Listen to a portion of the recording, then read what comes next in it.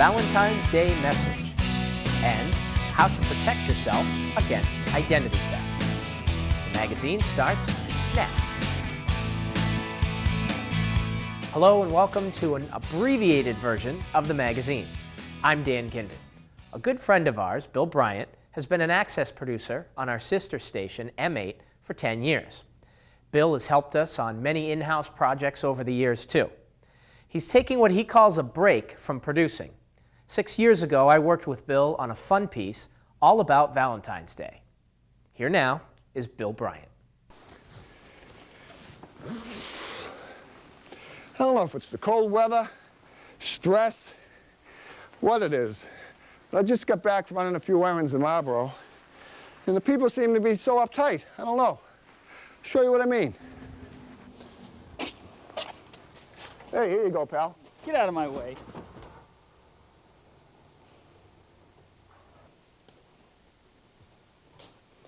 Hey, excuse me.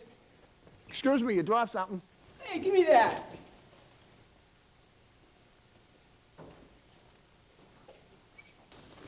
So, given that February is the month we celebrate Valentine's Day, you know, love, friendship, be nice to people, thought I'd make an attempt to try to lift the spirits. Got my Valentine's sweater, and my plan is to take this little bow and use a carnation as an arrow, and I'm going to play Cupid for a day. Let's see if we can get a smile or two.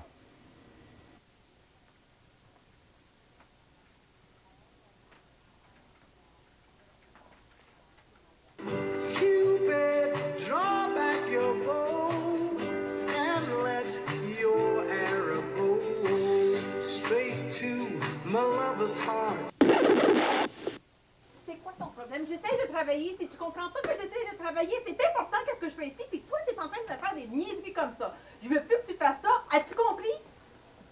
Huh?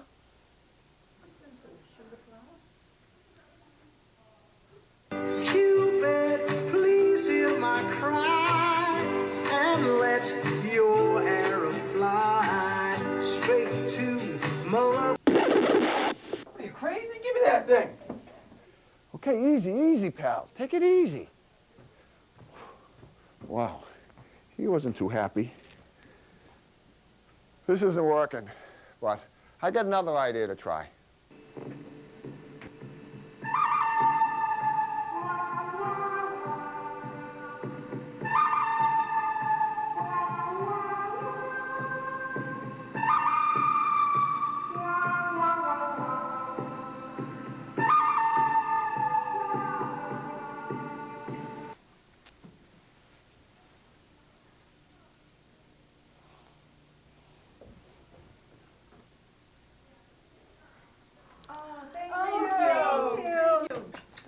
Now, that's what I'm talking about. Oh yeah, by the way, happy Valentine's Day. Think of your fellow man, lend him a helping hand, put a little love in your heart. You see it's getting late, oh please don't hesitate. Thanks, Bill. I hope your break from producing doesn't last too long. We have enjoyed and appreciated everything you've done for M8 and WMCT. The magazine will return in a moment.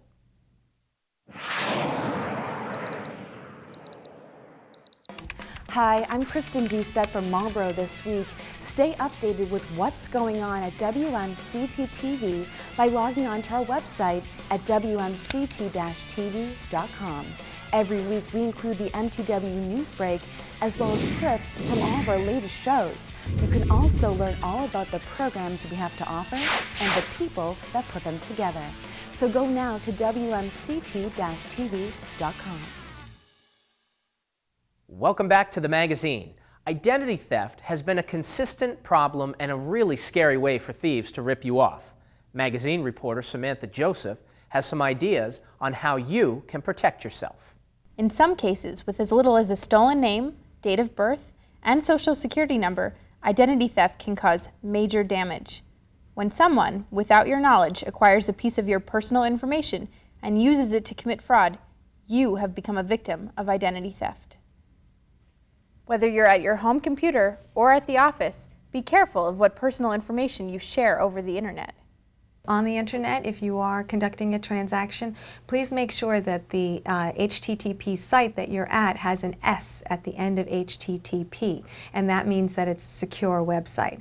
You'll also see that in some cases you'll see a little yellow lock that's at the bottom of the website. That also indicates that it's a secure site. Credit card fraud is the most common type of identity theft. Cancel any credit card that you haven't used in many months. People that are out to steal identity or defraud people will look at these open accounts and tap into something like that. The thief pretends to be the victim, calls the credit card company, and changes the mailing address. Or, more commonly, the thief opens a new credit card account with the victim's name. If a customer requests a change of address, we ensure that the request is valid by sending a note to the old address as well as the new address, and make sure that the request came from the person that it should have come from. Even in your own home, you have to be concerned about it. Things like utility bills and credit card statements, bank statements, they have personal information on them that identity thieves want. So just like a business would take care with that type of information, the consumer should as well, and really have a way to destroy those materials in their own household. The second category of the most common theft is phone or utilities, where the thief signs up for a cell phone, long-distance service, or utilities in the victim's name. Destroy old records or unwanted documents. It's not enough to just throw it into the trash. It's very important that you shred the documents that you no longer need, and documents that you do need, please secure safely in someplace in your home that's locked. We are the recognized global leader in information protection, destruction, and storage. We operate in 39 countries around the world.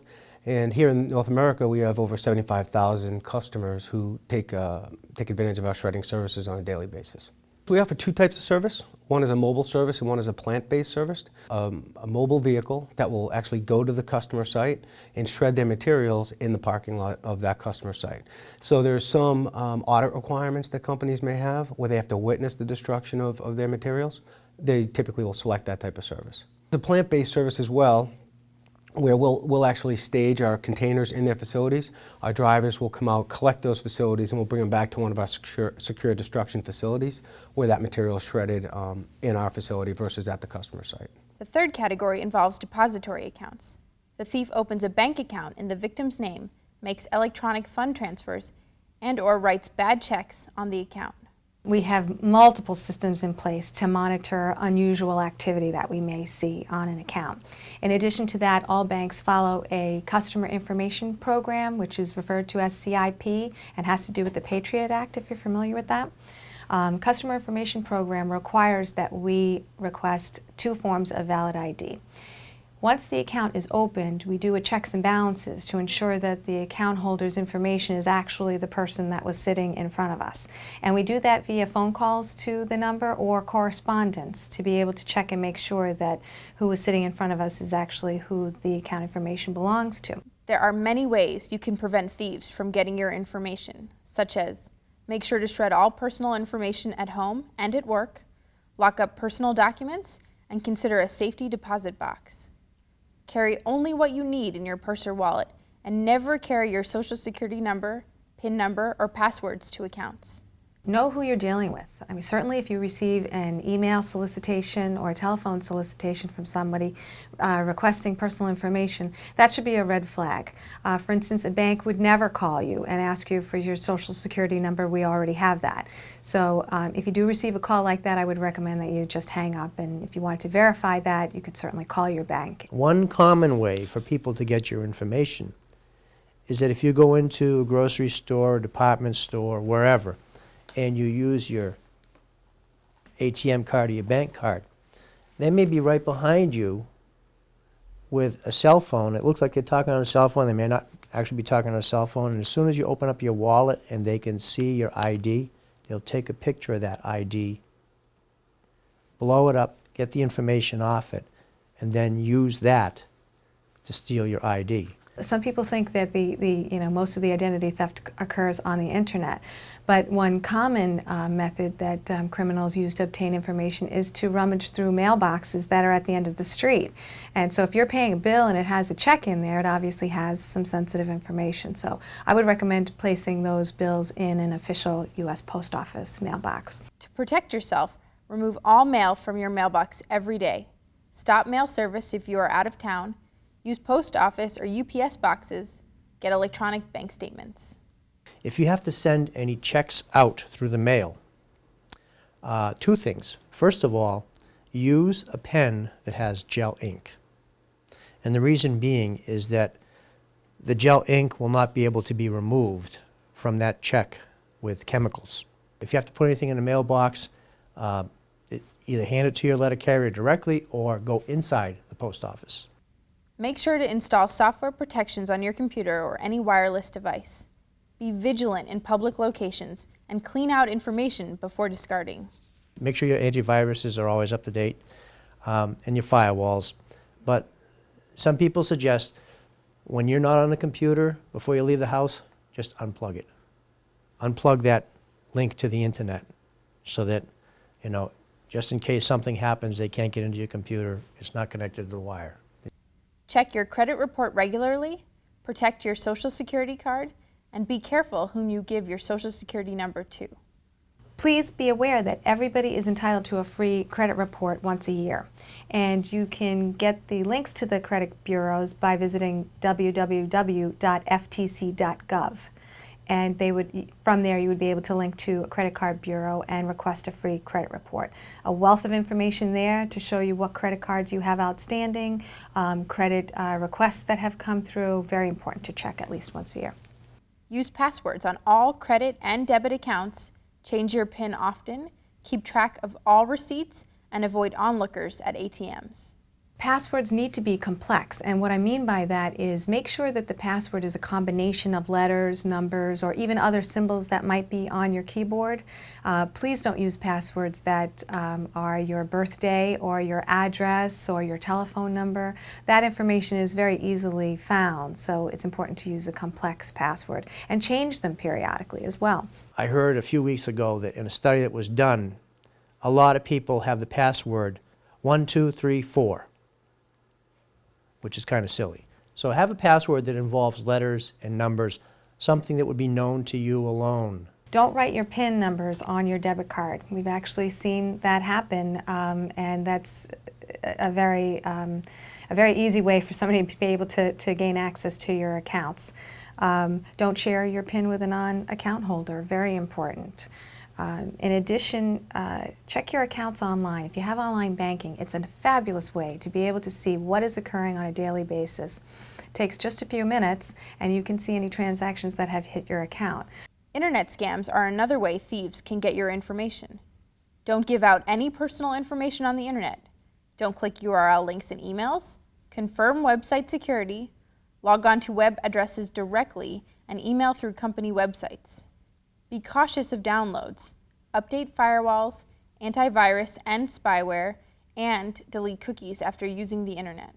This is in the Hotmail email. This is mine. I have mine set on exclusive. So everything is sent to the junk email folder except messages from your own contacts and safe senders. Windows Live Hotmail announcements and alerts that you have signed up for. And then what happens is later, everything that's in the junk mail will automatically be deleted after 10 days, or you can set it to be deleted immediately. But if somebody is sending you an email that you're expecting and you don't know their email address and it's not in your contact account, it will go here, and then you can then later move it to a safe list. And then in terms of reporting junk messages, helps keep junk out of everyone's mailboxes when you use the junk button. So if you have a junk email, particularly phishing scams that they have, you can report them directly. When you have emails from sites that are suspect, you will see a designator next to them. Thieves also try to get your information with a business scam.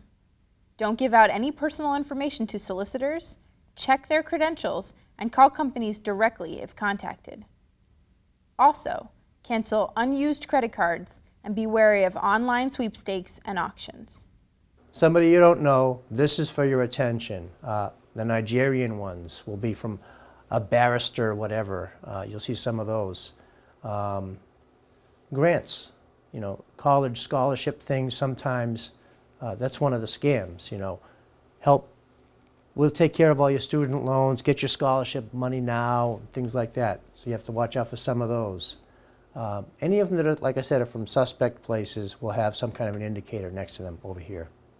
Other types of fraud to look out for include employment, getting a job using the victim's name and identity, Social Security, medical, residential leases, securities and investments, and bankruptcy fraud.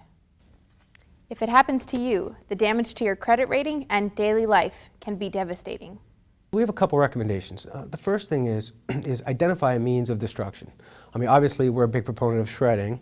And, you know, as a consumer in my house, I shred my documents in a standard, like office-type shredder. And it's real peace of mind and protection for you in your home.